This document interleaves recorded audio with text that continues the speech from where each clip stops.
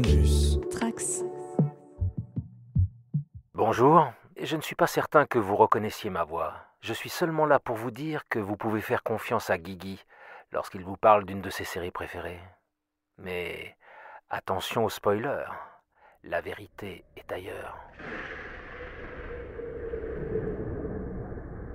Bienvenue à tous dans les dossiers secrets du Coin Pop. Je suis l'agent spécial Guigui et je suis là pour vous faire entendre la vérité concernant l'une des séries les plus cultes de l'histoire de la télévision. Je veux bien sûr parler de The X-Files. Une série exceptionnelle à plus d'un titre que nous allons décortiquer chaque mois à partir de maintenant à raison d'un podcast d'analyse sur chacune des saisons. On se donne donc rendez-vous tous les 13 de chaque mois et pour débuter cette série de podcasts qui tombe à pic, pour fêter les 30 ans à venir des enquêtes des agents Mulder et Scully, nous nous trouvons au Festival Les Intergalactiques de Lyon. Nous sommes le dimanche 24 avril et je suis accompagné par l'agent Mehdi Achouch.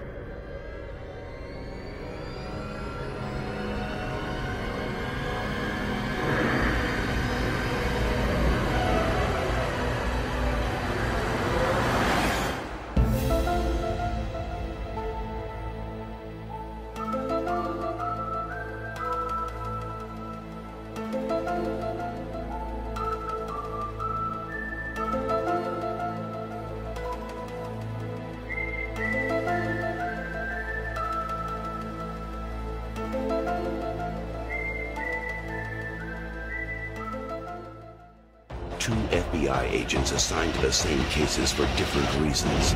No explainable cause of death. Do you have a theory? You believe in the existence of extraterrestrials. One a skeptic, one a believer. Both trying to answer questions that were never meant to be uncovered. I think those kids have been abducted. By who? By what? Seal this up. Nobody sees or touches this. Distinguishing features indicate subject is not human. You've got to trust me. I gotta know what they're protecting. Hold it right there! Between reality and fantasy. You've got to protect me. Terror and reason. Mulder, what are they? Trust and betrayal. The X-rays and pictures! Lie the chilling secrets Mulder, is that you? Mulder? of the X-Files. Agent Mulder, what are his thoughts? Agent Mulder believes we are not alone. The X-Files, a new dramatic series premiering Friday, September 10th on Fox. Salut Mehdi, ça va bien? T'es sûr qu'on t'a pas suivi? Écoute, j'ai fait de mon mieux, j'ai pris plusieurs bus et le métro avant de venir. Donc j'espère que ça devrait bien se passer. À part ça, tout va très bien.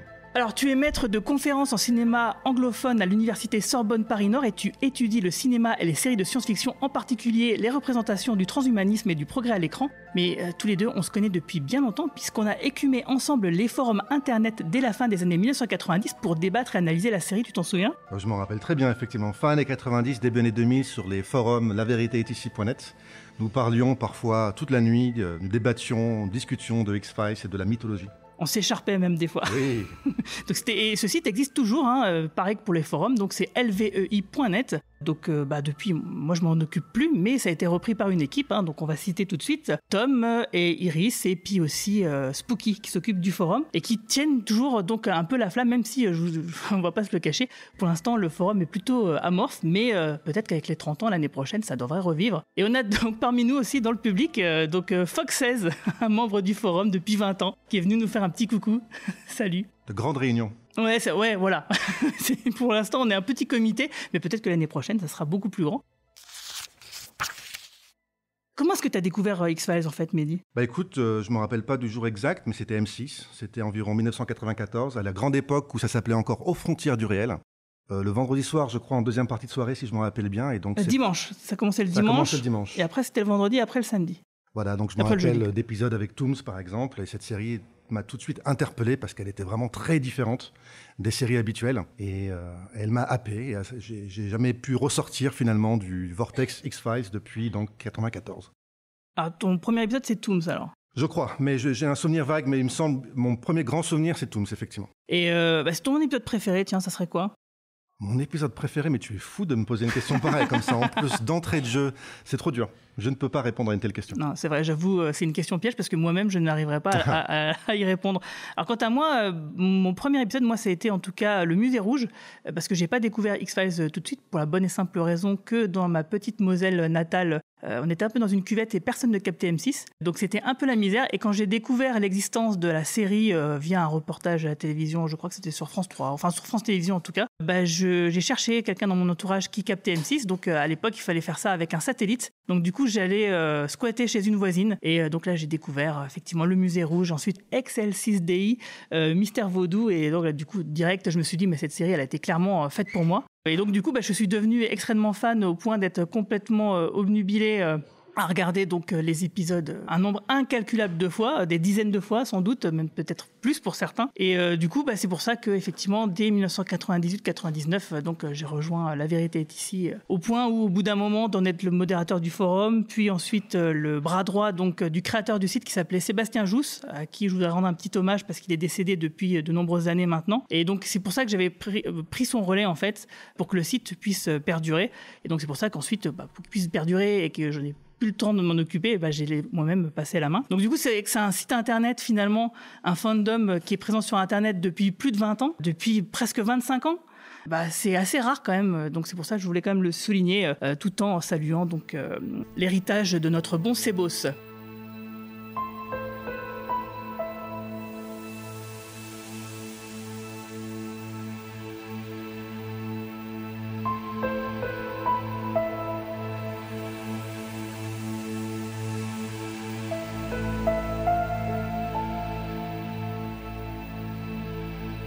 Avant de parler du premier épisode de X-Files, parce qu'on va commencer par analyser le premier épisode, c'est un peu notre note d'intention pour notre série de podcasts, on va se pencher un peu sur le créateur de cette série, qui s'appelle donc Chris Carter, donc qui a créé cette série en 1992.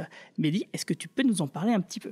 Alors oui, Chris Carter, parlons un peu de Mr. Carter, le créateur, le génie derrière X-Files, alias Aux frontières du réel.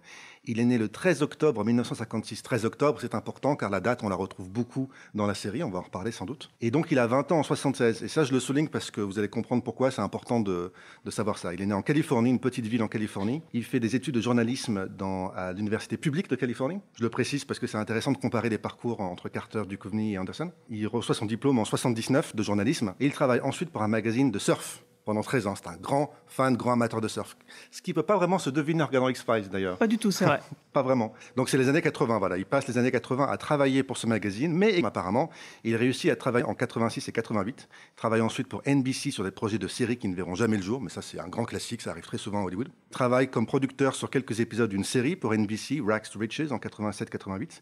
Et il est enfin embauché en 1992 par un nouveau network qui n'existe que depuis quelques années, une nouvelle chaîne américaine, Fox, qui cherche du sang frais, qui cherche des idées neuves pour pouvoir faire concurrence aux 3 autres chaînes qui existent déjà. Et donc, ils ont besoin de projets, de séries différentes. Et c'est là que Mr. Carter va leur proposer X-Files. C'est une série pour laquelle, d'ailleurs, la Fox ne croyait pas du tout à l'époque, puisqu'ils avaient donc la série a été diffusée en deuxième partie de soirée les vendredis soirs.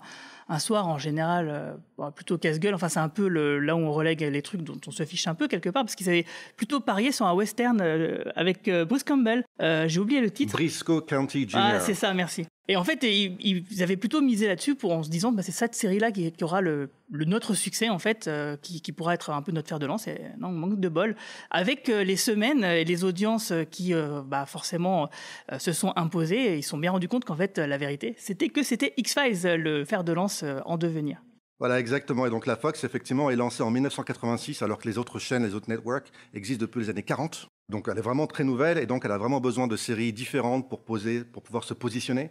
Et donc ils vont créer des séries comme Les Simpsons, par exemple, en 1989, une série satirique quand même très différente, très dure quelque part, très sarcastique, qui correspond au ton que cherche Fox. Et X-Files, étant une série beaucoup plus sombre, beaucoup plus réaliste quelque part que le tout venant de l'époque, va trouver sa place sur la Fox. Alors je voulais aussi parler très rapidement des inspirations de Mr. Carter, et c'est pour ça que je disais que c'était important de savoir qu'il avait 20 ans dans les années 70, à la fin des années 70, car en fait, donc ça veut dire qu'il grandit dans les années 70. C'est un adolescent, un jeune homme dans les années 70, et vous le savez, c'est à ce moment-là en fait qu'on notre personnalité se forme et qu'on est influencé également par l'actualité, par la société autour de nous et par les films et les séries. Et donc, Mr. Carter, il grandit au moment du Watergate. Nixon, il grandit à une époque où on se rend compte que le gouvernement américain n'est pas tout gentil, tout bon, que le gouvernement peut nous mentir, que le gouvernement peut nous manipuler, que le gouvernement peut espionner ses propres citoyens. Et ça va marquer toute une génération d'Américains, y compris Chris Carter. Donc X-Files, vous le savez, c'est la série complotiste par excellence et ça vient tout droit des années 70. Rappelez-vous, le Watergate, c'est grâce à un indicateur du FBI qui avait pris le surnom de Gorge Profonde que les journalistes ont pu mettre au jour le complot. Et comme par hasard, l'indicateur de Mulder dans X-Files s'appelle également Gorge Profonde. Voilà, c'est une référence, un clin d'œil parmi beaucoup d'autres au Watergate. Et donc du même coup, à la même époque, Hollywood s'empare du complotisme et il y a toute une série de films qui sortent, que vous avez peut-être vus ou entendu parler. Les 3 jours du Condor en 1975, Les Hommes du Président en 1976, The Parallax View, fin années 70, The Conversation de Coppola, Marathon Man, etc., etc. Donc que des films que le jeune Carter voit au cinéma ou à la télévision et qui vont aussi créer son imaginaire de complotiste. Voilà, c'est de là dont vient X-Files. Et bien sûr, également malgré tout, parce qu'il y a aussi la facette extraterrestre alien qui existe, 1977, le jeune Carter étudiant va voir un film au cinéma qui va transformer son imaginaire. J'ai nommé Rencontre du troisième type. Il est difficile quand on voit X-Files, y compris le pilote, de ne pas penser à Rencontre du troisième type. Donc voilà finalement quelque part la genèse de l'imaginaire du jeune Carter. Et n'oublions pas évidemment une série télé, malgré tout, de 74-75, dont vous avez peut-être entendu parler ou pas, Kolchak. The Night Stalker. Voilà. Les dossiers brûlants. Voilà, les dossiers brûlants diffusés sur ABC. Donc il y a une saison, la série n'a pas fonctionné. Elle est assez méconnue, y compris aux États-Unis. Mais Carter, lui, s'en est toujours rappelé. C'est l'histoire d'un journaliste qui traque des monstres en tout genre. Donc c'est pas très difficile de faire le parallèle avec Mulder. Et l'acteur Darren McGavin, d'ailleurs, a joué dans X-Files dans 2 épisodes. Il devait jouer le papa de Mulder à la base, mais finalement il jouera Arthur Dales, qui dans X-Files est l'agent qui a ouvert les X-Files dans les années 50, c'est-à-dire l'inspirateur de Mulder, le précurseur. Voilà d'où vient X-Files. X-Files vient du complotisme, vient des années 70. Et même si c'est une référence qu'il n'a jamais trop citée, mais il l'a fait quand même, c'est The Twilight Zone, donc la 4e dimension, bien sûr pour son côté effectivement mystérieux, science-fiction, etc. Alors du coup, évidemment, Chris Carter, il avait cette idée de créer donc 2 agents du FBI qui devaient chacun représenter quelque chose. Donc pour justement amener des réflexions sur les histoires qu'il voulait raconter. Donc une partie cartésienne, scientifique, etc. Et une autre partie justement plus crédule, enfin plus enclin au surnaturel, à croire à ce genre de choses. Et donc pour ça, il va se mettre en quête de 2 acteurs. Donc il va choisir un homme et une femme, mais il va inverser les valeurs qu'on leur attribue traditionnellement, c'est-à-dire qu'en général, on imagine que c'est plutôt la femme qui est rêveuse, etc., et l'homme plus scientifique. Et là, du coup, il va inverser ça. Et pour ce faire, donc, il va trouver assez vite, finalement, un acteur pour jouer l'agent Fox Mulder, qui sera donc David Duchovny, qu'il a dû voir dans la série Twin Peaks, entre autres. Oui, alors David Duchovny, rapidement, il naît en août 1960 à New York. C'était le fils d'un dramaturge et romancier. Et c'est intéressant, c'est une famille juive originaire. Alors j'ai vu sur le LVEI, la biographie, nous indique que c'est une famille d'origine russe. Alors effectivement, le grand-père, quand il a quitté la Russie, c'était encore territoire russe, mais aujourd'hui c'est l'Ukraine. Mais c'est donc une famille, appelons-la, d'origine ukrainienne, tandis que sa mère est originaire d'Écosse. Elle immigre d'Écosse aux États-Unis. Je crois qu'il était polonais, moi. Alors elle a des origines polonaises. Oui. D'accord, très bien. Donc le jeune Duchovny, lui, va étudier la littérature anglophone et il se retrouve à Princeton. C'est pour ça que je voulais faire le parallèle avec Chris Carter. Chris Carter, c'est une université publique de Californie. Étant résident de Californie, ça veut dire qu'il peut aller à cette université sans payer beaucoup d'argent, c'est-à-dire $8,000 par an, quand même, chaque année de sa licence. C'est-à-dire que pour les États-Unis, ça reste très peu. $30,000 pour pouvoir avoir une licence, c'est pas énorme quand on connaît le système universitaire américain. David Duchovny, c'est très différent donc, puisque je ne sais pas comment il a pu financer ses études, mais donc il va se retrouver à étudier la littérature anglophone à Princeton, une des grandes universités américaines. Il y obtient sa licence en 1982. Il fait son mémoire de fin de licence sur Samuel Beckett. Et ensuite, il va passer son master, toujours en études littéraires, à Yale, une autre grande université. Une grosse tête, quoi. Voilà, une grosse tête, quelqu'un de très littéraire, quelqu'un de très intellectuel. Et enfin, il commence une thèse qui ne finira jamais, dans cette même université à Yale, sur la magie et la technologie dans la fiction et la poésie contemporaine. Pas mal. Donc c'est assez intéressant quand on connaît le personnage de Mulder et X-Files, parce que c'est exactement ça en réalité. Et donc il a fait de la poésie, c'est un jeune poète. Je suis pas sûr qu'il ait continué très longtemps, mais en tout cas c'était... Si, il a sorti des recueils dans les années 2000. Ouais, il me semble qu'il a sorti des petits bouquins de poésie, en plus de faire de la musique. D'accord. Et donc il commence à être acteur en 1987. Il joue dans une publicité. Alors, je ne connais pas exactement la raison, comment il passe de sa thèse au métier d'acteur, mais en tout cas, c'est ce qui se passe. Et puis, dès 1988, il apparaît, petite apparition dans un film que vous avez peut-être vu, Working Girls, avec Harrison Ford et Sigourney Weaver et Melanie Griffith, si je me rappelle bien. Et bien sûr, il apparaît dans la saison 2 de Twin Peaks en 1990-1991. Il joue un agent de la DEA, pas du FBI, mais de la DEA, je crois. C'est ça. Travesti. C'est Twin Peaks, c'est David Lynch, hein, donc c'est un peu bizarre, c'est un peu étrange. Voilà, c'est Denise. Denise Bryson. Exactement. Et en fait, c'était précisé que c'était travesti, mais en réalité, il deviendra vraiment transsexuel dans la saison 3, ça sera clairement affirmé. Alors à l'époque, peut-être ils étaient timides, ils voulaient pas trop aller sur ce terrain-là, mais dans la saison 3, c'est définitivement établi.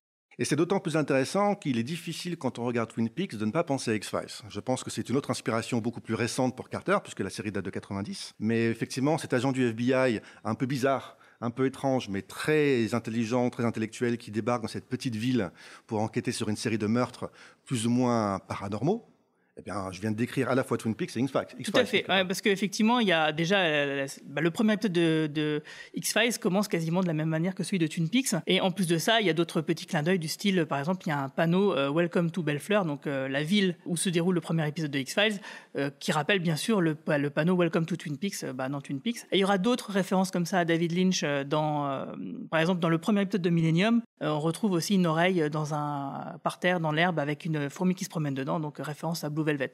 Donc évidemment, il y a beaucoup de références comme ça. Il y a plein d'acteurs qui viendront de Twin Peaks, qui ont joué dans X-Files, etc. Donc la filiation est plutôt claire, en plus de l'ambiance qu'ont les deux séries qui sont finalement assez proches. Oui, et puis les séries sont tournées et se passent toutes les deux dans le nord-ouest américain, aux alentours de Vancouver. Donc c'est les mêmes grandes forêts américano-canadiennes qu'on retrouve. Donc il y a une forme d'esthétique très similaire. Et puis X-Files, plus elle avance dans le temps et plus elle va se permettre d'adopter un ton de plus en plus lynchien, quelque part de plus en plus décalé et juste bizarre, étrange. Pour certains épisodes, tout à fait.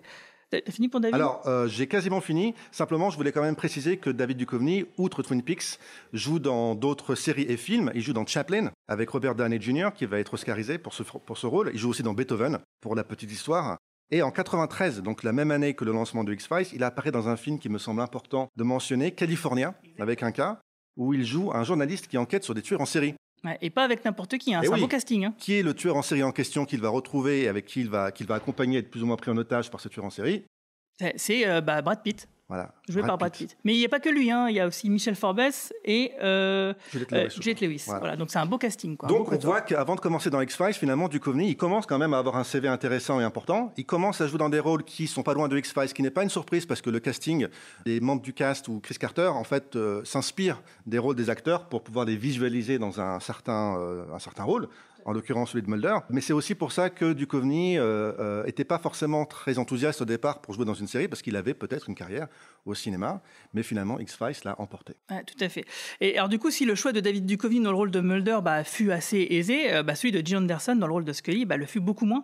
De l'aveu même de Chris Carter, en fait, qui lui, en fait, il avait un peu dans l'idée d'avoir une sorte de Clarice Starling comme dans le Silence des Agneaux, donc il pensait à un archétype un peu à la Jodie Foster. Mais les studios, donc la Fox, n'entendaient pas de cette oreille-là, parce que pour eux, ça correspondait pas vraiment au profil de personnes qu'ils recherchaient. Ils cherchaient sûrement quelqu'un de plus grand, élancé, sexy, etc. Et Gillian Anderson ne correspondait pas. Alors heureusement, ils ont réussi à convaincre donc la Fox qu'ils étaient dans l'erreur, et il a eu bien raison, parce que effectivement, malgré ce côté très intellectuel que revêt le personnage de l'agent Scully, elle est devenue aussi un peu une icône un peu sexy dans les années 90. Et oui, tout à fait, comme tu viens de le dire, Gillian Anderson, au début, avant X-Files, ce n'est personne. Contrairement à Duchovny, donc, qui a apparu à une ère de grande écoute. Parce qu'elle est très jeune. Twin Peaks. Elle est très jeune, elle est née en août 1968. Donc elle est beaucoup plus jeune que Carter et Duchovny. Duchovny, rappelez-vous, elle est née en 1960.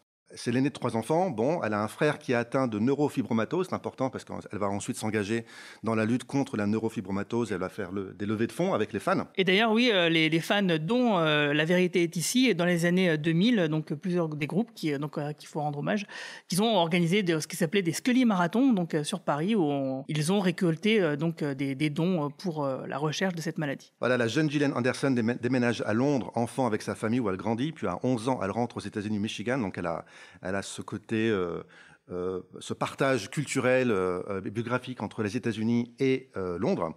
Et elle se prend de passion dès le lycée pour le théâtre. Alors c'est une adolescente difficile, on va passer sur... C'est carrément une punk, on peut le dire, puis elle est arrêtée par la police, elle fait pas mal de bêtises, disons. Mais elle se prend de passion pour le théâtre dès le lycée et elle s'inscrit ensuite dans une licence de théâtre dans une université à Chicago. Et elle déménage à 22 ans avec cette licence de théâtre en poche à New York pour se lancer dans une carrière de théâtre. Elle devient serveuse, c'est le cas classique, cas d'école de toutes ces jeunes femmes qui vont à Los Angeles pour Hollywood ou à New York pour le théâtre et qui donc doivent financer leur vie en étant serveuse, en attendant la gloire. Elle gagne un prix en 1991 qui reconnaît ses talents sur les planches. Et alors qu'elle s'était promis de ne jamais tenter Hollywood, elle déménage à Los Angeles en 1992 pour tenter Hollywood, pour tenter sa chance au cinéma. Elle apparaît la même année dans un film que je n'ai pas vu, The Turning, qui est l'adaptation d'une pièce sur l'écran. Et à ce moment-là, Gillian Anderson, qui s'était promis, bon, cette fois-ci, je ne tenterai jamais au moins la télévision, eh bien, malheureusement pour elle, les temps sont durs, elle n'a pas beaucoup de rôles, et donc elle va finir par passer des castings pour des séries. Elle apparaît dans une série de la Fox, comme par hasard, début 93, Class of 96, et elle a 24 ans quand elle auditionne pour X-Files au printemps 93. Et comme tu viens de le dire, ça va être très compliqué pour Chris Carter pour l'imposer, car elle n'a pas un CV important, elle n'est pas connue du grand public. Et puis surtout, effectivement, en termes de canon de beauté, elle ne correspond pas à ce que la Fox cherchait. Je disais au début, la Fox cherche à s'imposer, à faire une contre-programmation par rapport aux autres réseaux, cherche à être différente, mais il y a une limite quand même à sa recherche d'originalité et de différence. Et ils ont, à mon avis, je vais être un peu caricatural, mais ils ont plus en tête quelqu'un qui ressemblerait à Pamela Anderson qu'à Gillian Anderson. Et c'est exactement ça. Et d'ailleurs, mais par contre, ce qui a sûrement dû les convaincre, c'est son jeu d'actrice qui est, dès le début, absolument phénoménal, quoi. Voilà, et puis comme tu le disais très bien, effectivement, et c'est la dernière inspiration, à mon avis, majeure pour Chris Carter pour X-Files, c'est Le Silence des agneaux, sorti très peu de temps auparavant, et Jodie Foster qui joue Clarice Starling, et effectivement, c'est ça qu'il a en tête. C'est assez clair, et je pense que ça a pu jouer, ça a pu aider pour convaincre les pontes de la Fox de faire ce parallèle. Tout à fait. Et d'ailleurs, il y a une référence que tu n'as pas citée et qui, du coup, rend ce choix de Clarice Starling comme archétype assez évident. C'est dans la série Mindhunter qui est sur Netflix de David Fincher, où, en fait, on suit l'histoire vraie d'agents du FBI qui ont créé, en fait, les sciences comportementales des tueurs en série, qui ont inventé le profilage, en quelque sorte. Bah, les parallèles avec X-Files sont absolument énormes, parce qu'en fait, ces agents du FBI ont écrit des livres que Chris Carter a lus, manifestement, puisque dans Mindhunter, et dans certains épisodes de X-Files, quand il y a du profilage qui est fait, c'est quasiment la même chose dite mot pour mot. Et ces agents du FBI, ils étaient un peu mis de côté par leur hiérarchie. Ils travaillaient en sous-sol et ils faisaient des affaires dont personne ne voulait. Donc le parallèle est assez énorme. Donc c'est clair que Chris Carter s'est inspiré de la vie réelle de ces agents du FBI, dont j'ai oublié le titre du livre. Mais donc regardez Mindhunter sur Netflix, vous verrez, c'est assez flagrant. Très bonne série. Alors du coup, moi je voulais faire aussi un petit point version française pour citer donc Georges Caudron qui joue l'agent Fox Mulder et Caroline Beaune qui joue donc l'agent Dana Scully qui nous a quittés malheureusement il y a quelques années, qui finalement ont eu un peu leur part aussi dans le succès de la série en France, parce que la France est l'un des pays où la série a eu le plus grand succès, et je pense que oui, la qualité de la version française y a contribué, clairement, donc je pense qu'il faut le saluer. D'ailleurs, j'en profite pour dire que tous les extraits que vous allez entendre de la série dans ce podcast seront en version française.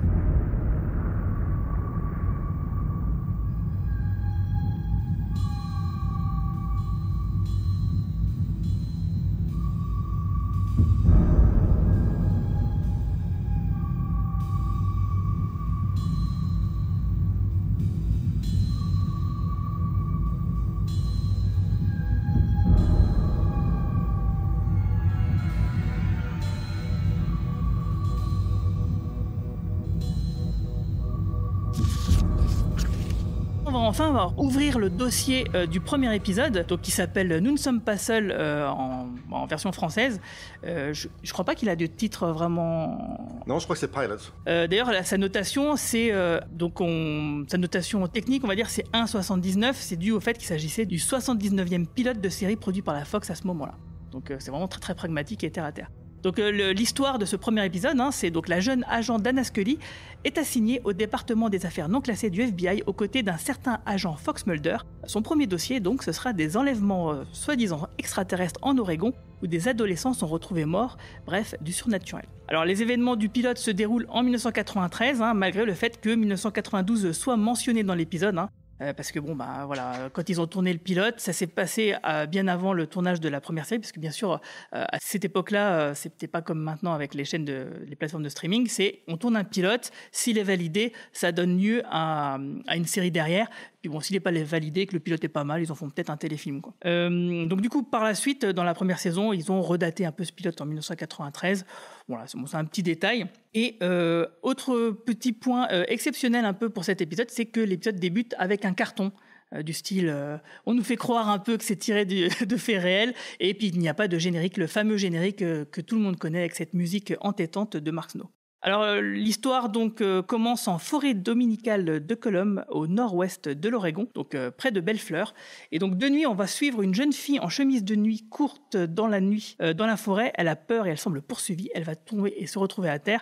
Et c'est là qu'il va avoir une sorte de forme humaine blanche, mystérieuse, qui baigne dans une grande lumière blanche, qui va donc, du coup, on ne sait pas faire quoi exactement, mais en tout cas qui s'avance vers elle d'une manière un peu inquiétante. Et après ça, on a un petit cut et on se retrouve avec la police, donc les services de police, le shérif du comté, qui découvre donc l'adolescente morte. Et on se demande bien qu'est-ce qui a bien pu se passer, mais on comprend que ce n'est pas la première victime. Et donc effectivement, là, on a vraiment clairement une référence un petit peu à Twin Peaks, parce que c'est exactement la même chose. Et cette personne-là se retrouve avec 2 mystérieuses blessures dans le bas du dos.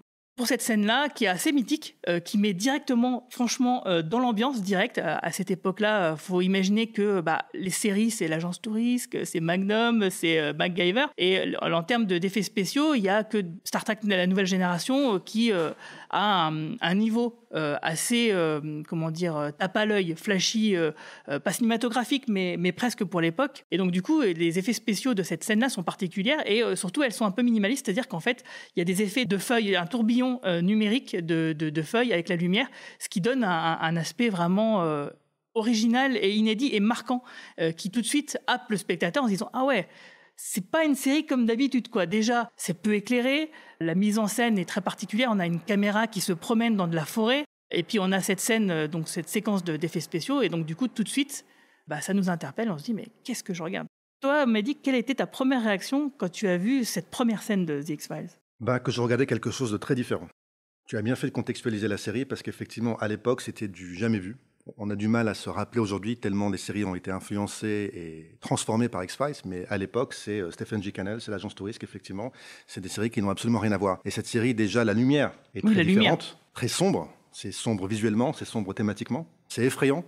Et en même temps, c'est effrayant, mais c'est mystérieux. Voilà. Et il y a beaucoup de suspense et de mystère, on va en savoir plus. Donc ouais, c'est ça, c'est le sentiment d'avoir affaire, de regarder quelque chose de très différent, de spécial. Et effectivement, je connaissais déjà un petit peu Twin Peaks. Et donc, ma curiosité pro Twin Peaks a été attisée par ce teaser du pilote du premier épisode de X-Files. Ouais. C'est vrai que le Twin Peaks avait déjà des qualités très cinématographiques du fait de l'apport de David Lynch, mais ils n'avaient pas cette qualité d'effets spéciaux. Déjà parce qu'ils n'avaient pas besurn, c'était pas le but de Twin Peaks, mais d'avoir cette qualité d'effets spéciaux, de faire des ovnis, faire des monstres, des créatures surnaturelles et de donner un air réaliste à ça fait qu'effectivement, c'était vraiment les meilleurs là-dessus. Ce qui est d'autant plus intéressant avec ce début d'épisode, c'est qu'on ne voit pas bien. Oui. Voilà. Les séries à l'époque, elles montraient, il y a un monstre, on va montrer le monstre. On a un joli maquillage, autant en profiter, on a beaucoup investi, donc il faut que les gens voient le monstre, le maquillage. Là, on ne le voit pas. On suggère les choses. On nous suggère suffisamment pour qu'on ait envie d'en savoir plus et que ce soit d'autant plus mystérieux et effrayant. Et les effets spéciaux, ce sont des feuilles qui tournoient par le vent. C'est des feuilles numériques, des feuilles d'arbres. C'est pour montrer effectivement la qualité, la recherche d'un certain réalisme, pouvoir nous faire peur. Parce qu'en fait, le but un peu de la série à ce moment-là, c'est qu'à la fin de l'épisode, comme on a un côté cartésien et un côté croyant, on se dit mais lequel a raison et si c'était vrai en fait ? Et si c'était possible ? Parce que la série fait tout pour nous mettre le doute dans la tête. Et du coup, cet épisode, il a été écrit par Chris Carter et réalisé par Robert Mandel. Et effectivement, il réussit plutôt son coup par rapport à ça. Et rajouter ce faux petit carton pour nous induire en erreur en nous faisant suggérer que c'est peut-être tiré de faits réels. Du coup, ça marche du feu de Dieu, quoi. En réalité, ils n'ont pas tout à fait tort en disant que c'est inspiré de faits réels, parce que c'est inspiré de témoignages qui disent « j'ai été enlevé par des extraterrestres, il y a des enlèvements dans les forêts ». Ça s'inspire du lore, comme on dit, la mythologie un peu autour des UFO et des enlèvements. Donc il y a déjà cette ambiguïté sur le réalisme de la série. On est réaliste dans la mesure où on s'inspire de certains fantasmes ou de certaines allégations et de certains témoignages. Et en plus de ça, aussi une autre inspiration de Chris Carter au moment où il a rédigé... il n'a pas fait de Bible.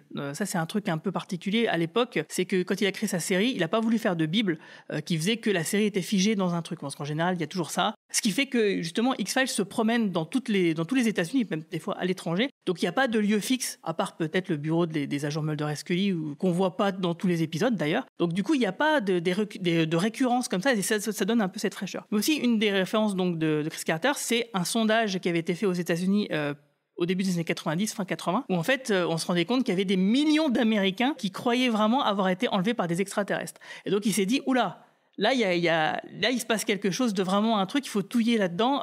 C'est porteur, c'est un sujet porteur. Et puis ça l'est devenu, quoi. Et le sujet porteur, c'est à la fois évidemment des enlèvements d'extraterrestres, par l'extraterrestre, mais c'est aussi, je le répète, la défiance vis-à-vis du gouvernement. Le gouvernement sait et nous ment. Voilà, donc dès le début, la deuxième scène quasiment, avec Scully qui est dans le bureau du FBI, avec ses autorités qui l'interrogent, et cet mystérieux individu qui fume sa cigarette en arrière-plan, jusqu'à la toute fin qui se passe au Pentagone, on nous suggère clairement que l'État est au moins complice, si ce n'est coupable, ou en tout cas on sait beaucoup plus sur l'existence des extraterrestres et qu'ils nous cachent la vérité. Et plus généralement, avec le shérif aussi de l'épisode, il y a cette défiance vis-à-vis de l'autorité.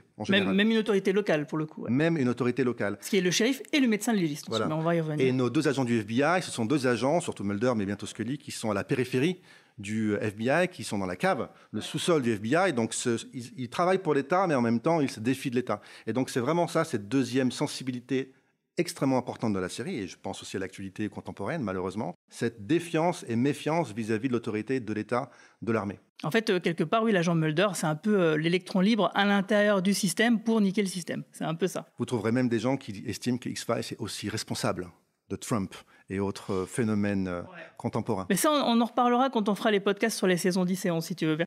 Donc oui, effectivement, tu l'as cité, cette deuxième scène qui est donc qui se passe au siège du FBI à Washington DC. On voit donc, alors d'abord, ça devait commencer par une scène coupée où on devait voir Scully donner un cours d'autopsie à l'académie de Quantico, parce qu'en fait, à la base, c'est un médecin qui a décidé de ne pas exercer et qui finalement est prof en réalité et qui est agent du FBI seulement depuis 2 ans. Trop similaire au Silence des agneaux. Ouais, carrément. Donc du coup, cette scène a carrément été coupée et donc on la revoit directement rentrer dans les locaux du FBI et donc se présenter ce qui sera son futur supérieur qui la convoque. Le chef de section Blevins qui demande à Scully si elle a déjà entendu parler d'un certain agent Fox Mulder, un psychologue qui a fait donc ses études à Oxford, qui est le meilleur enquêteur criminel du bureau, mais pour qui l'obsession pour le paranormal pose quand même des sacrés problèmes dans la hiérarchie. Visiblement haut placé, ça pose des problèmes. Il a même ce sobriquet du Martien, donc Spooky Mulder en VO et le Martien en version française. Et donc, il a carrément pris en charge ce qu'on appelle le bureau des affaires non classées, dans les fameux X-Files, qui donc sont toutes sortes d'affaires non résolues, mystérieuses, dont personne ne comprend rien. Et donc, du coup, on va demander à Scully de devenir cette nouvelle partenaire de Mulder et donc de rédiger un rapport sur la validité de ses travaux. Donc, en fait, ses supérieurs-là essayent d'un peu de débunker, discréditer l'agent Fox Mulder. Et donc, ils envoient Scully rédiger cette basse besogne. Donc là, du coup, on a effectivement, tu l'as cité, la première apparition du personnage de l'homme à la cigarette, qui ne devait pas apparaître à la base. Normalement, il devait avoir qu'un personnage. C'était une sorte de Blevins tout seul, je crois. Puis finalement, ils ont rajouté 3 personnages. Donc du coup, c'est bien, parce que Scully, ça les mettait en infériorité numérique. Il y avait une grosse autorité face à elle. Et en gros, elle est un peu obligée d'accepter, quoi. Même si, dès le début, elle a des regards très particuliers sur l'homme à cigarette, qui n'est pas un vrai personnage à ce moment-là, qui est un peu une ombre. Quelqu'un qui fume des cigarettes et qui observe de manière attentive, mais quand même un peu menaçante. Il ne pipe pas mot. Et ça, le fait qu'il ne dise rien, qu'il soit uniquement en arrière-plan, en dit beaucoup. Mais quand même, la caméra se focalise sur lui. Beaucoup. Et en plus de ça, il y a aussi ce côté métaphorique qui, avec cette cigarette, c'est un peu des écrans de fumée qui balancent au visage de ses interlocuteurs. Bien vu. Il faut aussi préciser quand même que dans cette scène, elle est entourée, presque encerclée par 4 hommes. 3. Ils sont 2 devant elle et l'homme à la cigarette derrière elle. Tout à fait. Non, ils sont tous les 3 devant, mais ils forment un peu un U, comme ça. Donc elle est semi-encerclée, oui. Et derrière elle, elle a juste la porte pour fuir. Donc c'est vrai qu'il y a cette présence aussi masculine, cette autorité masculine traditionnelle, ces hommes blancs en costard devant elle, et elle paraît très fragile. Or là, l'épisode va nous montrer qu'elle est tout sauf fragile. Mais c'est vrai qu'au début, on peut se dire, elle fait pas le poids. Non, et en plus de ça, c'est intéressant ce que tu dis, parce qu'effectivement, la série, dans les choix qu'a fait Chris Carter d'inverser les valeurs masculines et féminines par rapport à la science et aux croyances, etc., c'est quelque part un peu avant-gardiste, et surtout, effectivement, ça nous montre que l'agent Scully, on parle pas vraiment de féminisme dans la série, mais c'est établi que Scully est l'égale de Mulder. Et qu'elle est l'égale de tout le monde, de tous les personnages masculins, et que même souvent elle leur fout la pâtée, quoi. Donc même s'il n'y a pas une volonté de Chris Carter peut-être d'aller trop sur ce terrain-là, pourtant il le fait. Bon, même s'il va, on va pas se mentir, sur la fin de la série, il y a des trucs qui vont foirer complètement, parce que il y a que des mecs quasiment dans les scénaristes de X-Files, donc du coup forcément des fois ils vont se viander. Mais il y a quand même ce petit côté un peu avant-gardiste qui a donné un terme, c'est l'effet Scully. Donc du coup, c'est effectivement comme l'agent Scully est un personnage très fort, un personnage féminin très fort. Elle a inspiré beaucoup de femmes à travers le monde en se disant oui, je peux être aussi moi-même docteur, agent du FBI, scientifique, etc. et être l'égal d'un homme. Parce que oui, et je le redis, Scully n'est pas un sidekick de Mulder. C'est vraiment les deux, ils sont vraiment à égalité. Et même des fois, on pourrait dire que c'est peut-être Mulder le sidekick, quoi. Moi, en tout cas, simplement, je voulais préciser, redire quand même que d'où l'importance du fait que le personnage soit interprété par une comédienne inconnue, jeune, plus jeune que Mulder et que les hommes qu'elle a face à elle, et que le public ne connaissait pas. Parce que ce n'est pas une star. C'est pas quelqu'un qu'on a déjà vu dans des rôles forts, dans des rôles de action figure, etc. C'est vraiment une inconnue à plus d'un titre. Et ça rajoute encore à la puissance du personnage. Et en plus de ça, l'agent Scully, finalement, c'est le personnage référent du public. Parce qu'on rentre dans l'histoire par elle, par ses yeux. C'est par les yeux de Scully qu'on découvre cette hiérarchie hostile du FBI. C'est par ses yeux qu'on va découvrir l'agent Mulder. C'est par ses yeux qu'on va découvrir les X-Files. Et c'est par ses yeux, même si... Sur la fin, souvent, c'est plutôt par les yeux de Mulder, parce que Mulder, forcément, pour que Scully conserve son scepticisme, forcément, il faut que ce soit Mulder qui soit le témoin des choses surnaturelles, pour pas casser cette fameuse dynamique. Donc, des fois, même si c'est un peu au forceps, mais en tout cas, ça a toujours plutôt bien fonctionné. Donc, du coup, c'est pour ça que l'agent Scully est quand même un personnage ultra important, et que quand la série va continuer sans l'agent Mulder, quand l'acteur David Duchovny va le voir partir, l'agent Scully, elle restera, et la série X-Files a pu continuer sans l'agent Mulder, mais est-ce que l'inverse serait vrai ? C'est pas sûr.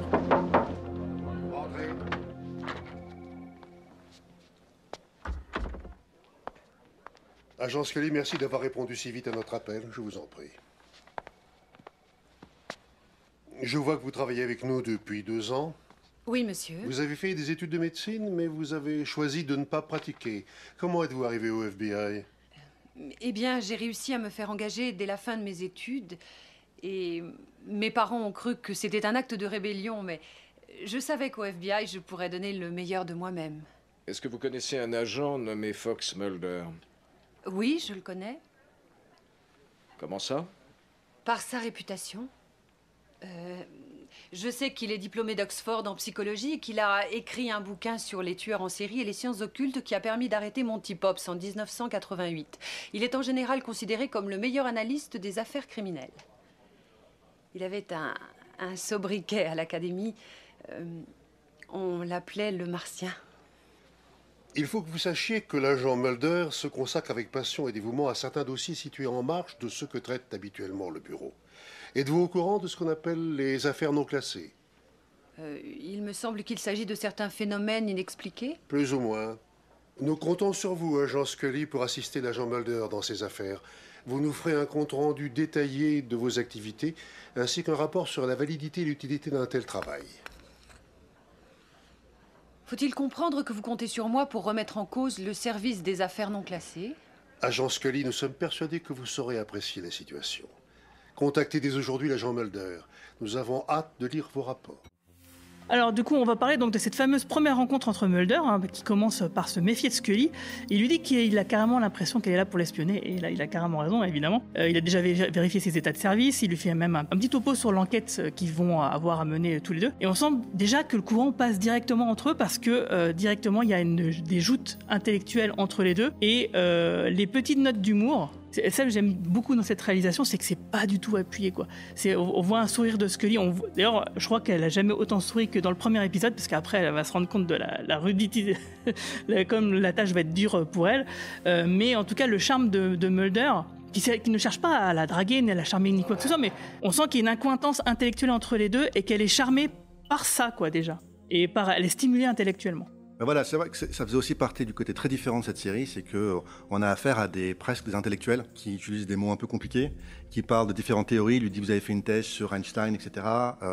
Lui est spécialiste des tueurs en série, profiling, etc. Donc on est vraiment plongé. Il faut s'accrocher un petit peu pour suivre, pour comprendre ce qu'ils disent. Et effectivement, c'est une joute verbale et intellectuelle entre les deux. Et le public est invité à participer quelque part. Ah, complètement, parce que oui, du coup, ça nous oblige, comme je disais, et si c'était vrai, à nous positionner. Qu'est-ce qu'on peut croire? Est-ce qu'on y croit ou on n'y croit pas? Donc c'est ça qui est la force de ces premiers épisodes, c'est d'avoir cette ambivalence et de se dire, d'une manière crédible, les deux se valent. Les deux thèses se valent. Les deux points de vue sont égaux, quoi. Et ça, c'est vraiment une vraie force. Et ça montre la qualité de l'écriture aussi de ce premier épisode. c'est que les personnages, Mulder et Scully, sont caractérisés mais en quelques dialogues, quoi. En quelques dialogues, on les aime, on a envie de les suivre, on a envie de les écouter débattre entre eux. On n'est pas comme Scully avec Mulder, on est sur le charme de ces deux personnages. Et effectivement, ils se font face. Donc la mise en scène est intéressante parce qu'ils se font face vraiment, visuellement. Et donc il y a déjà effectivement cette idée de confrontation, mais une confrontation souriante. Oui, bienveillante, ouais. Bienveillante, voilà, c'est le bon terme, effectivement. Donc, il y aura une confrontation intellectuelle. Ils ne sont pas d'accord, ils ne seront jamais d'accord, rarement d'accord dans la série, mais ils sauront toujours fair play et ils seront toujours, y compris Scully, suffisamment ouverts d'esprit malgré tout pour entendre et écouter ce que dit l'autre. Tout à fait. Et souvent, il n'y en a aucun des deux qui a raison. Il y a toujours une troisième possibilité qui arrive et auquel ils n'avaient pas pensé. Et c'est ça qui est quand même vraiment super intéressant, c'est que par rapport au complotisme, les complotistes de maintenant, en général, ils cherchent des thèses, des histoires qui accréditent leurs opinions. Alors que Mulder et Scully ne sont pas du tout dans cette optique-là. Eux, ils cherchent la vérité. Donc, ça veut dire que s'ils ont une opinion, ils ont une thèse, mais qu'ils se rendent compte par les faits, par ce qu'ils voient, par une autre opinion, un argument, qu'ils ont tort, ils sont complètement ouverts pour changer de positionnement et se dire « Ah oui, c'est toi qui avais raison ». Et c'est en ça que c'est intéressant dans X-Files, même si moi je regrette toujours que finalement l'histoire donne toujours un peu plus raison à Mulder, parce qu'évidemment on est là pour le surnaturel, on est là pour le fantastique, pour la science-fiction, et rarement à Scully. Mais malgré tout, le fait que les deux se trompent souvent et que souvent sans Scully, Mulder serait complètement perdu, ça équilibre quand même finalement les choses, quoi. Agent Mulder ? Je suis Dana Scully, j'ai été chargée de vous assister. Oh, est-ce que c'est agréable de se sentir tout à coup considéré et respecté? Dites-moi, qu'est-ce que vous avez fait comme boulette pour échouer ici? J'en sais rien, mais j'avais envie de travailler avec vous. J'ai beaucoup entendu parler de vous. C'est vrai, ça? J'avais plutôt l'impression que vous étiez là pour m'espionner. Si vous avez des doutes sur mes références, ma qualification ou encore mes capacités... Je sais que vous êtes médecin, que vous enseignez à l'académie, que vous avez préparé une thèse de physique sur... Einstein et la courbure de l'espace-temps, nouvelle interprétation d'Anna Scully, thèse de recherche, réécrire Einstein. Voilà une référence. Vous avez pris la peine de lire ça? Ah, bien sûr, oui, je l'ai apprécié. Sauf qu'en général, dans mon travail, les lois de la physique sont rarement respectées. N'empêche que je veux quand même connaître votre diagnostic là-dessus. Voici une jeune femme de l'Oregon, âgée de 21 ans. Sa mort n'a aucune cause rationnelle. L'autopsie n'a rien révélé. Et d'un. Cependant, elle porte au bas du dos 2 marques bien nettes. Docteur Scully, pouvez-vous identifier ces marques? Ça ressemble à des traces de piqûres, de morsures animales ou d'électrocution peut-être. Vous êtes calé en chimie? Voilà la substance qu'on a trouvée dans les tissus voisins. Elle est organique? Ou alors une sorte de protéine de synthèse? Je ne sais pas, c'est la première fois que je vois ça. Mais on a trouvé la même chose à Sturgis, dans le Dakota, et encore à Shamrock, au Texas. Vous avez une théorie? J'ai beaucoup de théories. Mais peut-être pourriez-vous m'expliquer pourquoi la police du bureau enregistre ces cas en tant que phénomènes inexpliqués et les range aux oubliettes? Croyez-vous à l'existence des extraterrestres, agent Scully? En toute logique, je devrais vous dire non. Étant donné les distances qui séparent les régions les plus éloignées de l'espace, l'énergie requise pour les traverser excède les capacités d'un vaisseau spatial. Argument bien connu. Vous savez que cette jeune femme est la 4e étudiante de sa promotion, la 4e à mourir dans des circonstances mystérieuses. Quand la science conventionnelle ne vous apporte aucune réponse, est-ce qu'on ne doit pas en fin de compte introduire le fantastique dans le champ des plausibilités? Cette fille est morte de quelque chose, bien sûr. Si c'est un décès naturel, il est plausible que quelque chose ait échappé à l'examen post-mortem. Si c'est un meurtre, il est plausible que l'enquête ait fait preuve de négligence. Moi, ce que je trouve fantastique, c'est que certains croient qu'il existe des réponses en dehors du domaine des sciences. Alors ensuite, donc du coup, ils partent le lendemain enquêter sur cette série de meurtres d'adolescents en Oregon. Et oui, parce qu'en fait, on se rend compte que Mulder, il croit que cette affaire-là est liée à des enlèvements par des extraterrestres, ce qui fait bien sûr hausser les yeux à Scully. Les 4 membres d'une même classe, une promotion, la promotion 1989, donc, ont été découverts morts près des bois, donc chacun étant porteur des 2 marques caractéristiques dont je parlais tout à l'heure. Et sur le trajet, et ça aussi c'est une très belle caractérisation, je trouve, des personnages, c'est que l'avion, donc c'est un vol intérieur, un moyen courrier, et en fait il essuie une sorte des secousses du voyage, une perturbation atmosphérique, peu importe. L'avion tremble dans tous les sens, les bagages valdinguent un peu dans tous les coins. Scully, elle est crispée, elle se cramponne sur son siège. Mulder, lui, il a allongé sur le dos, il écoute de la musique et Ça lui fait rien du tout. Donc, et il se retourne vers Scully, lui dit un truc du style, je crois que ça doit être ici. Et donc on voit que cette caractérisation des personnages est vraiment habile et rapide, et comme on le voit avec cette scène et puis avec celles qui vont suivre. Donc quand ils arrivent à Bellefleur en Oregon, donc le 7 mars 1992 ou 93, ça dépend. Donc tout juste arrivés en Oregon, en voiture, Mulder et Scully, ils continuent d'échanger leur point de vue, parce qu'en fait finalement la série c'est ça, ils parlent beaucoup ces deux personnages-là pour essayer de se jauger l'un l'autre, de savoir qu'est-ce que l'autre pense, et puis d'enquêter quoi. Tout d'un coup, la voiture, elle commence un peu à délirer, c'est-à-dire qu'il y a l'autoradio qui déconne, il y a des fréquences qui changent toutes seules, on ne sait pas ce qui se passe, les compteurs s'affolent, la radio, elle disjoncte un petit peu. Et là, Mulder, il s'arrête, il ouvre son coffre de voiture, et il sort une bombe de peinture rouge, visiblement, il se promène toujours avec, et il commence à faire une grosse croix sur la route. Donc là aussi, c'est pareil, c'est intriguant pour le spectateur, comme c'est intriguant pour Scully. Qu'est-ce que ça veut bien vouloir dire, en plus d'une croix qui rappelle bien sûr le X de X-Files. Oui, et les deux scènes dont tu parles, elles sont vraiment intéressantes parce que, comme tu disais, elles caractérisent bien Mulder, qui est un type bizarre. Il fait des choses qu'on ne comprend pas, que le commun des mortels ne comprend pas ou ne comprend pas tout de suite, mais les choses vont s'éclaircir plus tard dans l'épisode, donc il y a un peu un mystère ou du suspense à ce niveau-là. Et puis ça montre à quel point il n'est pas comme les autres, parce que dans l'avion, tout le monde est en train de paniquer, les gens pensent pendant quelques secondes que l'avion va s'écraser. Scully, on peut voir, est inquiète, elle n'est pas autant paniquée que les autres, mais elle est inquiète, mais Mulder, lui, par contre, n'a aucun souci, au contraire, il sourit.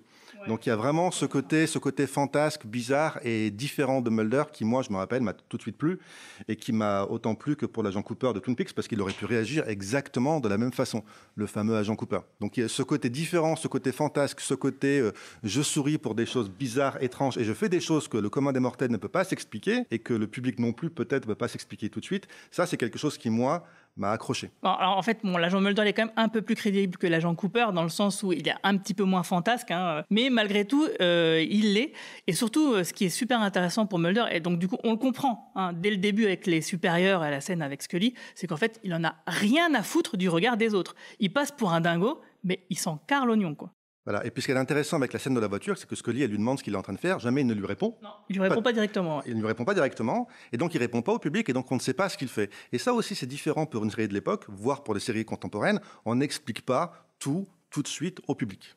On accepte que le public ne sache pas, se pose des questions pendant 20-30 minutes. Et on n'a pas peur que, ne comprenant pas, il zappe. D'ailleurs, alors même pour aller plus loin que ça, c'est pour ça que ce podcast, comme ce premier épisode, sont une vraie note d'intention sur les The X-Files. C'est que on parlera plus tard de ce qu'on appellera la mythologie, mais souvent dans X-Files, il y a des questions, des grandes questions, des grands mystères laissés sans réponse, et c'est pas 20 minutes ou 30 minutes plus tard qu'on a la réponse, c'est 2 ou 3 ou 4 saisons plus tard. Donc ça montre qu'effectivement que les scénaristes, Chris Carter et ses scénaristes ne prennent pas du tout les spectateurs pour des idiots, et ils se disent, bon, les gars, ils sauront être patients, et ils sauront comprendre qu'il y a quelque chose à comprendre plus tard. Même s'il y a une partie des journalistes, des critiques et du public qui disaient « ça n'a aucun sens, ça ne veut rien dire », alors que si, il y a carrément du sens, quoi. C'est tellement nouveau. À nouveau, il faut contextualiser. Rappelez-vous des séries qui passaient à l'époque, 1992. Magnum est fini depuis pas très longtemps, Les Dessous de Palm Beach, Le Rebelle, toutes les séries de Stephen J. Cannell. On est vraiment dans deux univers foncièrement différents.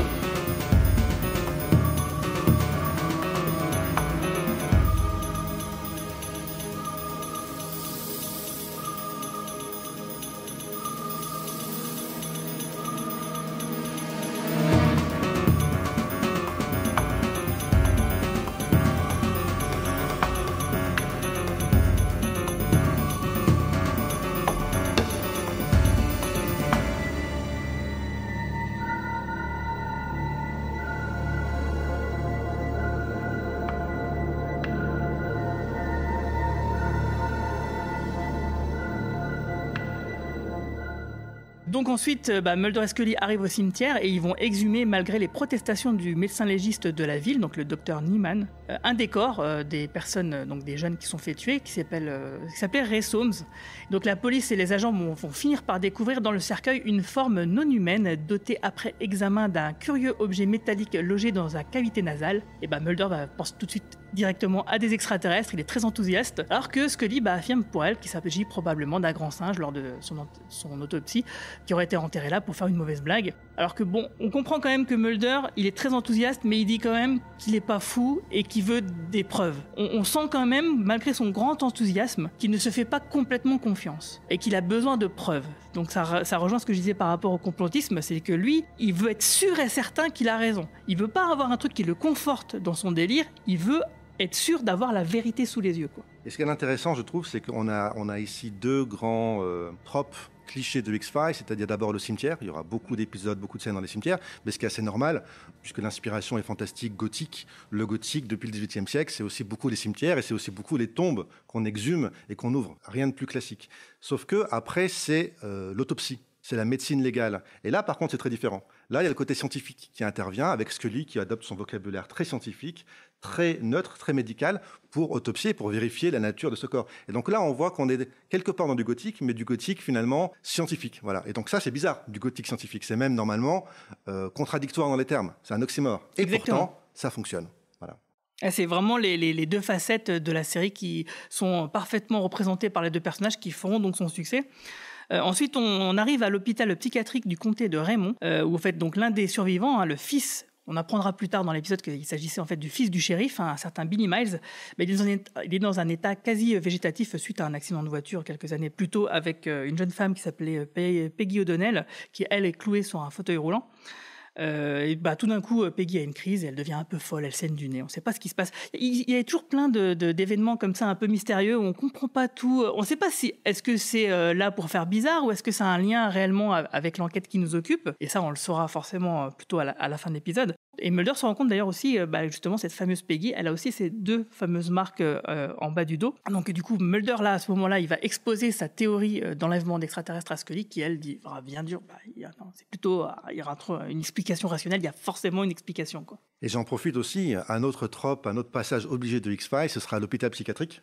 On ira très souvent, et c'est pas par hasard, on a souvent affaire à des gens qui ont des troubles mentaux, et donc on ne peut que douter de leur témoignage. Des gens qui ont des troubles mentaux qui vous racontent qu'ils ont été enlevés par des extraterrestres.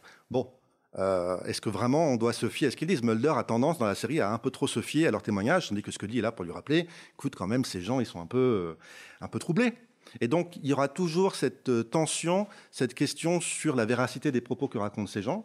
Et en fait, ça ne veut pas dire que Mulder a raison et que malgré leur folie, ou alors on leur a assigné une folie qui n'était pas présente, ils sont souvent troublés psychologiquement, voire mentalement, mais ça n'empêche pas, malgré tout, qu'il y ait une certaine véracité derrière leur dire. Et donc, c'est important parce que ça rappelle à quel point, c'est ce qu'on disait tout à l'heure, X-Files est une série fantastique, plus que de science-fiction ou d'horreur, etc. C'est une série fantastique avec des éléments de science-fiction. Mais parce que le fantastique, vraiment, comme Todorov et d'autres l'ont montré, c'est le doute. Voilà, le fantastique, il se nourrit du doute. On est toujours à la frontière liminale entre le rationnel et l'incroyable. Et quand cette frontière sera franchie quelques saisons plus tard, c'est là où on en reparlera plus tard, dans d'autres podcasts, bien sûr, mais ça va perdre un petit peu en qualité du coup. Voilà, et donc d'avoir cette ambiguïté est structurellement important pour une série comme X-Files, c'est donc d'avoir des personnages qui sont troublés mentalement ou qui sont traumatisés. On apprendra, d'ailleurs Mulder va en parler, que lui-même a un traumatisme d'enfance et que donc finalement, en fait, ça jette un doute en fait sur tout ce qu'ils font et tout ce qu'ils disent, puisque peut-être que finalement tout ça n'est qu'un délire mental. D'où l'idée de fantastique dans X-Files également. Ouais, et d'ailleurs, pour aller plus loin que ça encore, la réalisation, la caméra souvent nous ment. Le montage nous ment. C'est-à-dire qu'on nous montre des choses, on nous fait croire par des effets de montage que l'histoire va sur certaines choses. Bon, pas forcément dans le pilote, mais plus tard dans la série. Et en fait, on se rend compte que oui, même nos propres yeux de téléspectateurs, il ne faut pas leur faire confiance. Voilà, visuellement, le grand classique qu'on va retrouver dès le pilote, c'est la lumière blanche et une silhouette qui apparaît au sein de cette lumière blanche. Et ça ressemble à un monstre, ça ressemble à un extraterrestre. Et ça ressemble à ce qu'on voit au début de l'épisode, d'ailleurs. Voilà, et puis on va le retrouver plus tard dans l'épisode, on se demande ce que c'est. Ah mon Dieu, enfin un alien qui s'approche de nous, que pour pub d'ailleurs. Et puis après, on se rend compte qu'en fait, c'était le shérif. Exactement, c'était la scène suivante justement parce que plus tard dans la soirée, donc les deux agents vont recueillir donc des indices sur les lieux où la première victime a été découverte et ils vont trouver une espèce d'étrange terre, une terre un peu spéciale par terre. Donc ça va être un indice que Scully va recueillir. Et effectivement, à un moment donné, comme au début de l'épisode, on voit une grande lumière blanche avec le shérif qui apparaît. Mais en fait, c'était juste le shérif, sa silhouette. Et en fait c'est son pick-up avec où là il a des ampoules de ouf, le gars. C'est normal, c'est un pick-up, il est dans la forêt. Mais donc du coup, le fait qu'il soit un peu en contrebas avec les arbres, ça donnait effectivement cette aura mystérieuse qu'on croyait être la même que celle du début de l'épisode. Voilà, et le message implicite que nous envoie la série, c'est ne soyez pas trop naïfs. Ne croyez pas tout de suite que c'est un monstre, un alien, automatiquement. Peut-être qu'il faut vous remettre en question si vous pensez trop facilement que vous avez affaire à un alien. Les choses ne sont pas si simples, loin de là. Méfiez-vous aussi de nous, parce qu'on aime bien vous faire ce genre de coup. C'est chouette ça, c'est bien d'avoir affaire à une telle série, à un tel défi presque intellectuel. Ouais, exactement, parce que oui, effectivement, la série, elle devient quelque part interactive avec ses téléspectateurs. Il faut se rappeler aussi du leitmotiv de la série, I want to believe, je veux croire. Et c'est aussi ça, vous voulez un peu trop facilement, un peu trop vite croire. Donc méfiez-vous un petit peu avant de croire tout ce qu'on vous raconte et tout ce que vous croyez voir. Parce que la vérité est ailleurs. Donc ensuite, la scène suivante, on est de retour à l'hôtel où les deux agents passent leur nuit. Et là, Scully, elle va remarquer sur son propre dos des blessures proches de celles qui ont été observées sur les victimes. Et elle croit que c'est des petits boutons de même nature. Et donc, elle va se précipiter dans la chambre de Mulder pour qu'il puisse la rassurer, pour lui dire qu'est-ce que c'est, qu'est-ce que j'ai. Et là, on va avoir une scène un petit peu, une petite tension sexuelle.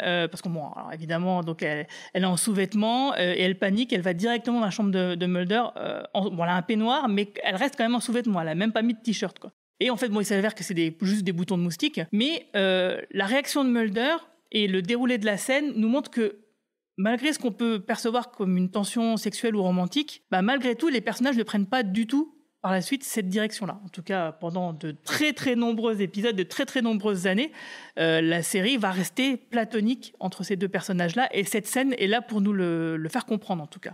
Oui, alors pour moi, c'est un peu la faute de goût de l'épisode. Il faut se rappeler que c'est le pilote. Et donc le pilote, il y a beaucoup d'enjeux parce que le pilote, on le montre aux producteurs, on le montre à la chaîne, qui peut aussi le montrer aux annonceurs, aux publicitaires, pour leur montrer, on pourrait montrer vos pubs, votre produit durant cette série, qu'est-ce que vous en pensez? Donc il y a beaucoup d'enjeux autour d'un pilote.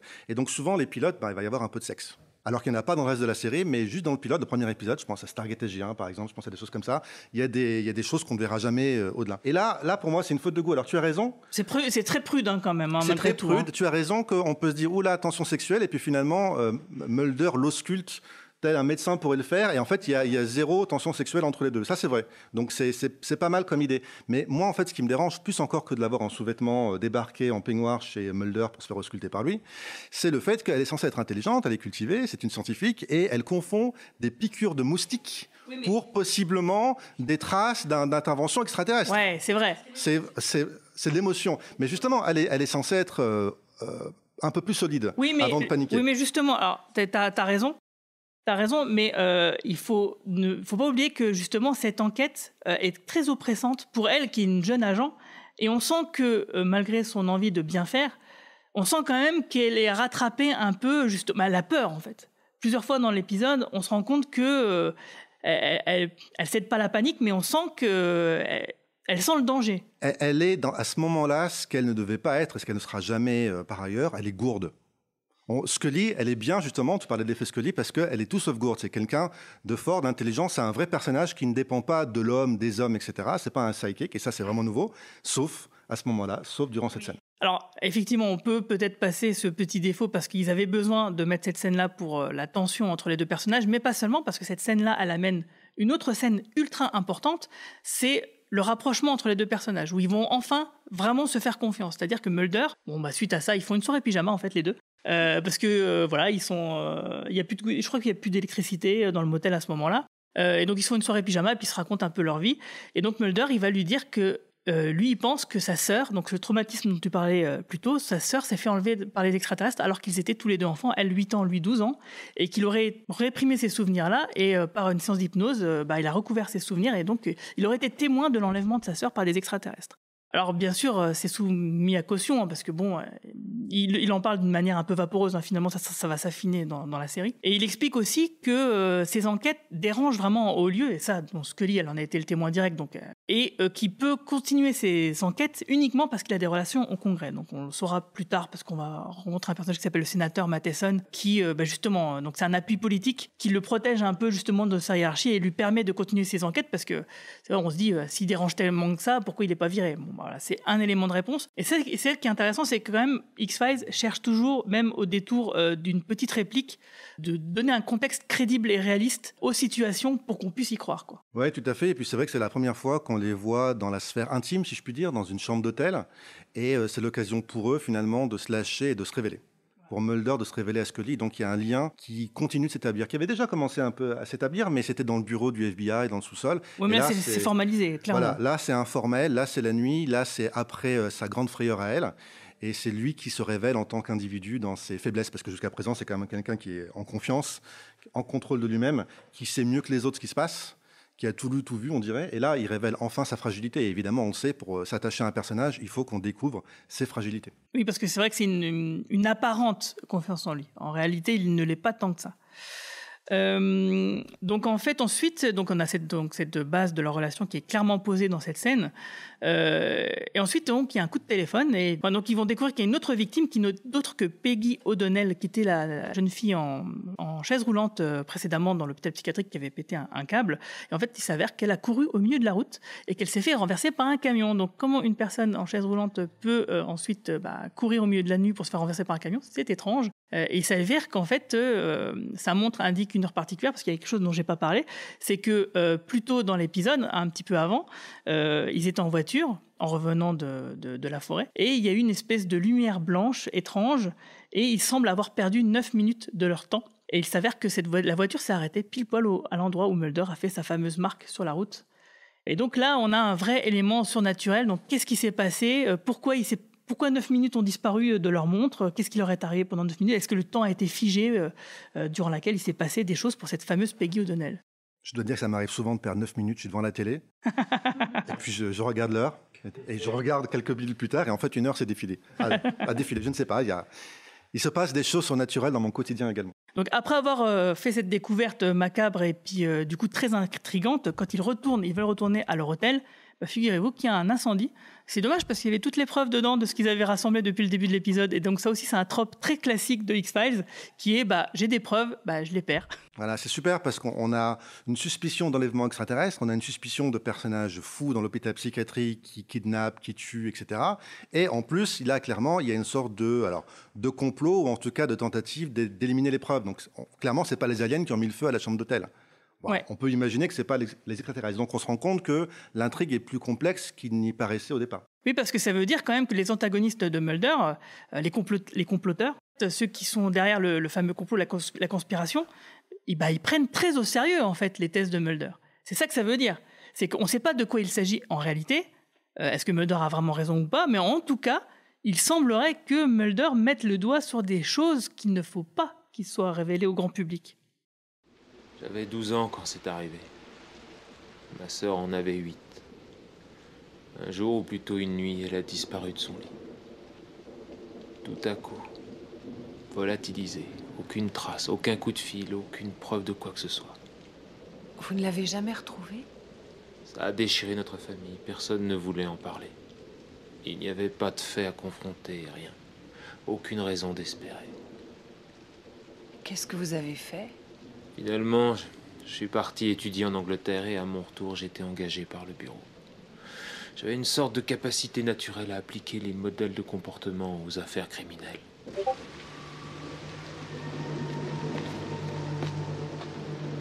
Ma réussite dans ce domaine m'a donné le loisir d'approfondir mes centres d'intérêt.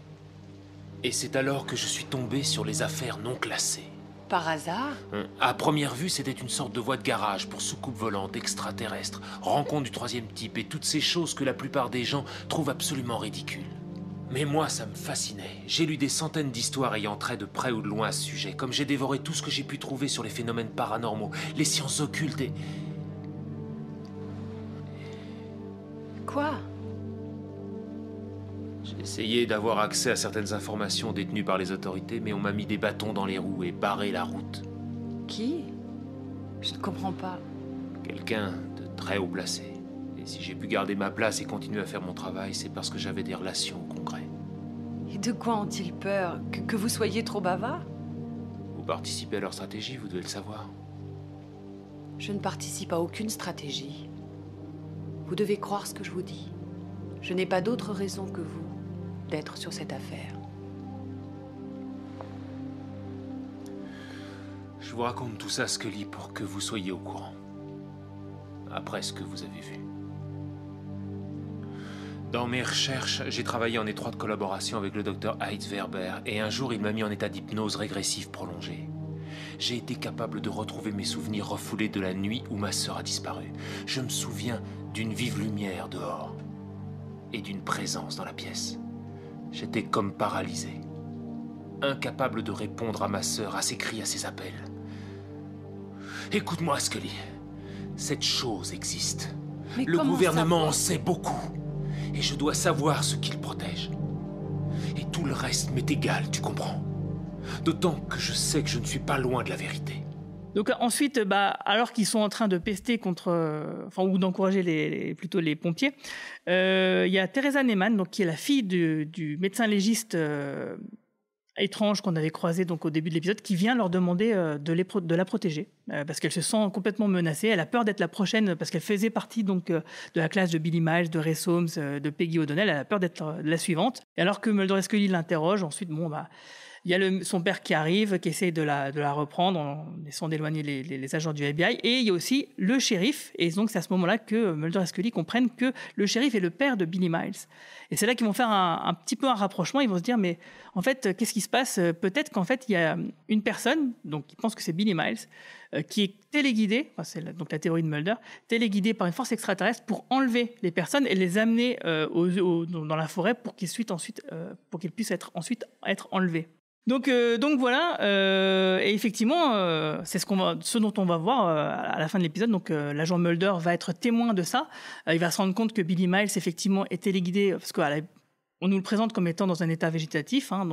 Et là, visiblement, il kidnappe les gens, il les amène dans la forêt. Et alors que Mulder est témoin de ça, finalement le processus semble s'interrompre.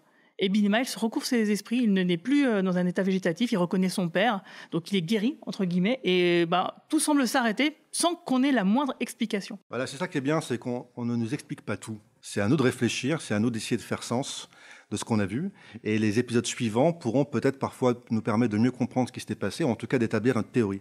Mais X-Files, on n'a jamais que des théories, et la vérité restera toujours ailleurs. Et c'est frustrant, mais c'est aussi très intéressant et stimulant. Tout à fait. Et d'ailleurs, une des dernières scènes, donc après que Scully ait fait son rapport au fameux chef du début de l'épisode, on voit donc l'homme à la cigarette qui récupère une des dernières preuves que Scully leur avait apportées, qu'elle avait les gardées sur elle, ce qui fait qu'elle n'a pas été détruite par l'incendie.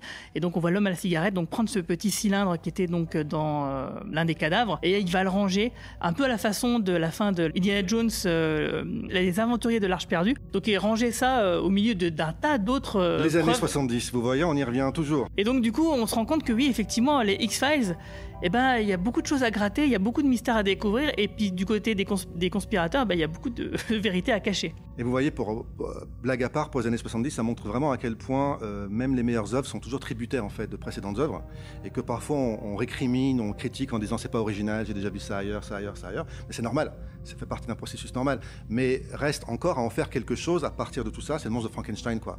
On prend des morceaux de corps et puis on crée une nouvelle créature qui a sa propre personnalité, et c'est comme ça que ça fonctionne. Et X-Files est une série à la fois très inspirée et très originale. Et très inspirante. Et du coup, moi je préfère la métaphore de la recette de cuisine, c'est qu'on prend des ingrédients à droite à gauche et puis on invente sa propre recette, quoi.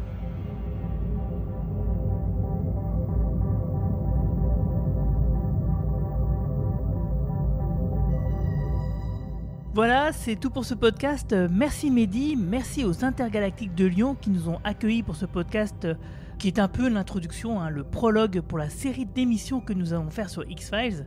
Alors la prochaine fois, d'ici un mois, on sera rejoint par les agents spéciaux Manu et Mara et on parlera pendant presque 3 heures de la saison 1.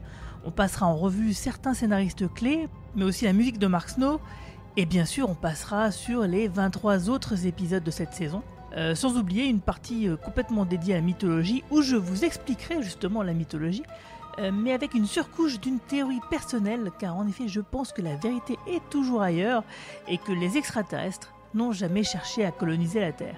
Ça vous semble étrange, en contradiction avec les 9 premières saisons ? Eh ben, on vous donne donc rendez-vous dans le prochain podcast pour savoir de quoi il retourne.